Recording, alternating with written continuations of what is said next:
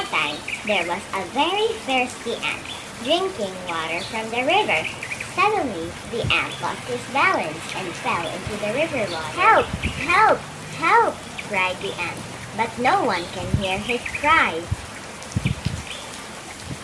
A dove, sitting on a tree nearby, saw that the ant was in trouble.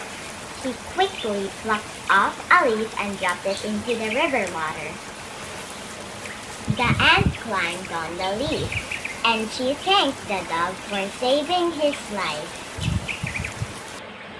After a few days, the dove was sitting on a tree, and the ant saw a hunter aiming at the dove. He knew that his friend was in danger.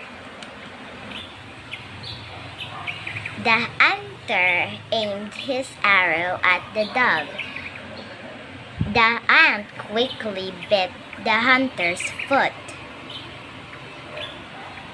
The hunter cried in pain.